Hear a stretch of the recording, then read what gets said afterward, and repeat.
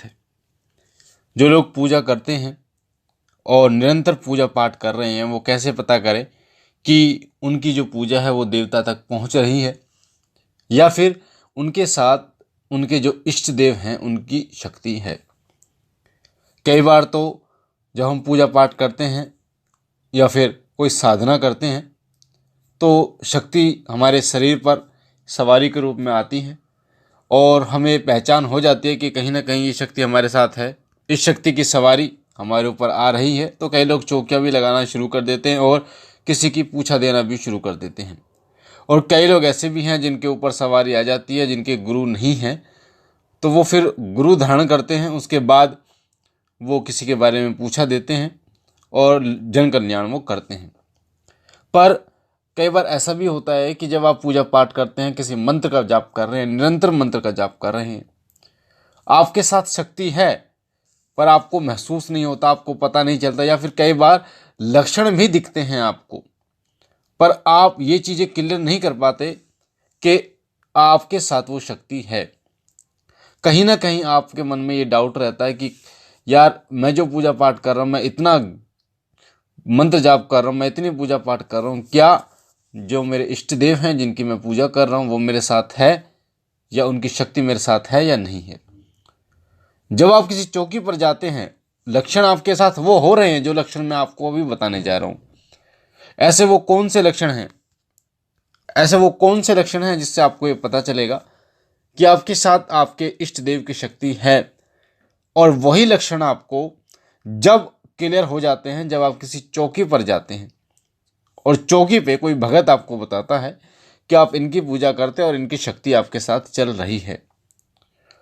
होता क्या है कि जब कोई व्यक्ति पूजा पाठ करता है तो उसके ऊपर उस देवीय शक्ति की कृपा होती है, उस देवता की तरंगे उसके चारों तरफ होती है, उसके शरीर में धीरे धीरे प्रवेश करती हैं। अगर वो लंबे समय तक एक ही तरीके से पूजा पाठ करता है तो कहीं ना कहीं उस देवता की जो शक्ति है वो पूर्ण रूप से उसे प्राप्त हो जाती है। अब मैं आपको बता देता हूं कि आप कैसे पहचान सकते हैं कि आपके ऊपर एक दैवीय कृपा है या नहीं है। आप कैसे पहचान सकते हैं कि आप जिनकी भक्ति कर रहे हैं, आप जिनकी पूजा कर रहे हैं, उनकी तरंगे, उनकी कृपा आपके ऊपर है या नहीं है। तो आइए शुरू करते हैं। अगर आप पहली बार हमारे चैनल पे हैं तो आपसे यही कहना चाहूँगा कि आपके सामने जो लाल कलर का बटन है सब्सक्राइब का, उसे दबा दें ताकि आप शिव साधना केंद्र परिवार से जुड़ सकें, हमारे साथ जुड़ सकें। साथ ही बेल आइकन को दबा दीजिए, घंटे के निशान को, ताकि जो भी हम जानकारी डालें पूजा पाठ भक्ति भक्ताई से संबंधित वो सबसे पहले आपको प्राप्त हो।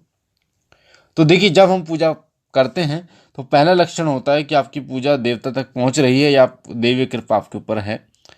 वो है कि आपके शरीर में कंपन होने लगती है, वाइब्रेशन सी होने लगती है, आपके जो रोंगटे हैं वो खड़े होने लगते हैं, आपका जो सांस है वो ऊपर की तरफ उठने लगता है। आपको ऐसा महसूस होता है जैसे कोई शक्ति जो है वो आपके शरीर में भरने वाली है, यानी आपके शरीर में प्रवेश करने वाली है, इस प्रकार से आपको लगता है। आपके रोंगटे जो है वो खड़े हो जाते हैं, चाहे वो गर्मी हो चाहे वो सर्दी हो, आपके जो रोंगटे हैं वो खड़े हो जाते हैं। दूसरा लक्षण है कि जब आप जाप करते रहते हैं, निरंतर जाप करते रहते हैं, तो आपको एक ऐसा मज़ा आने लगता है जाप करने में, एक ऐसा मज़ा आने लगता है कि मान लीजिए आप 5 माला डेली की जाप करते हैं या 1 माला डेली की जाप करते हैं, तो आप जब आपको मज़ा आने लगता है तो आप निरंतर निरंतर आप माला जाप करते रहते हैं, ऐसा मन करता है कि जाप करता रहूं।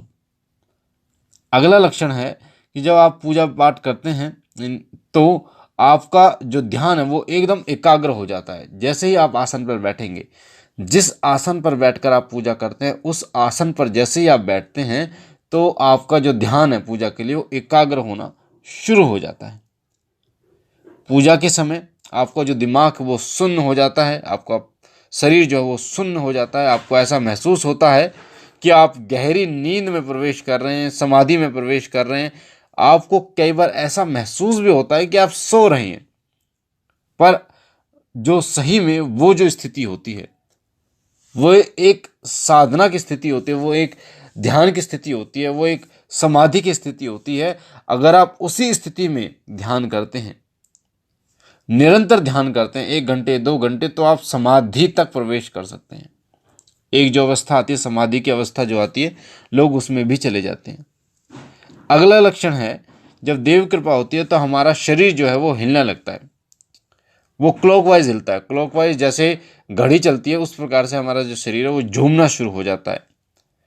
और जब आपका शरीर झूमना शुरू हो जाता है तो आपको मज़ा आने लगता है, आप चाहकर भी अपने शरीर को नहीं रोक पाते, और अगर रोकने का प्रयास भी करते हैं तो जो मज़ा आपको आ रहा है वो मज़ा जो है वो आपको रोकने नहीं देता।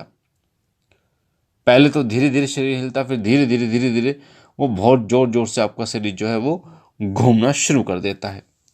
उसके बाद अगला लक्षण है कि जैसे ही कुछ दिन तो आपको ऐसा महसूस होता है कि आपका गोल गोल शरीर घूम रहा है।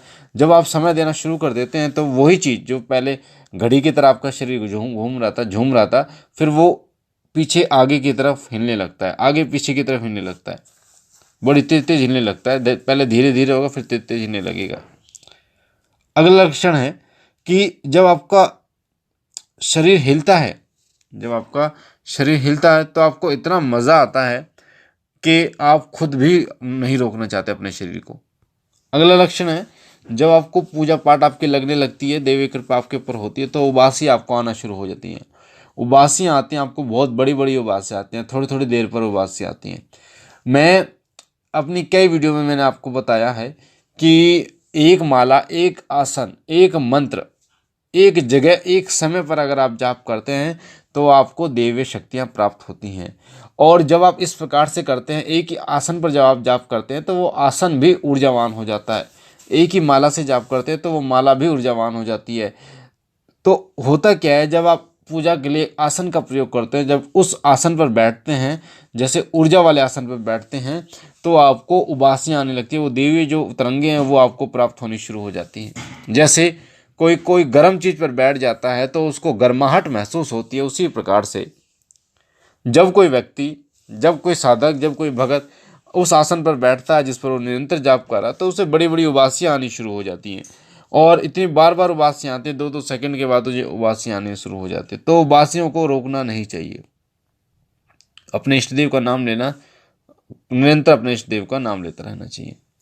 तो ये थे कुछ लक्षण जो मैंने आपको बताई कि अगर आपके ऊपर देवी कृपा है या आपके जो पूजा है वो आपके देवता तक पहुंच रही, इष्ट देवता तक पहुंच रही है, तो आप कैसे पहचान सकते हो क्या लक्षण होने चाहिए, क्या लक्षण होते हैं।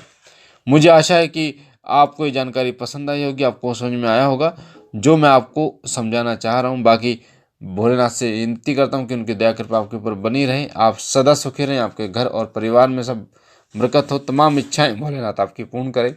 अगर आप पहली बार हमारे चैनल पे हैं तो आपके सामने जो लाल कलर का बटन है सब्सक्राइब का, उसे दबा के चैनल को सब्सक्राइब कीजिए ताकि आप हमारे साथ जुड़ सकें, शिव साधना केंद्र के साथ जुड़ सकें। साथ ही बेल आइकन को दबाइए, घंटे के निशान को, ताकि जो भी हम जानकारी डालें भक्ति भक्ताई से जुड़ी सबसे पहले आपको प्राप्त हो। हमारा जो नया चैनल है शिव कृपा परिवार, उसका लिंक डिस्क्रिप्शन में, उसे भी सब्सक्राइब कीजिए ताकि मंत्र साधनाएं से जुड़ी जानकारी आपको निरंतर मिलती रहे। हम मिलते हैं एक नई जानकारी के साथ अगली वीडियो में, तब तक के लिए ओम नमः शिवाय, ओम नमः शिवाय, ओम नमः शिवाय।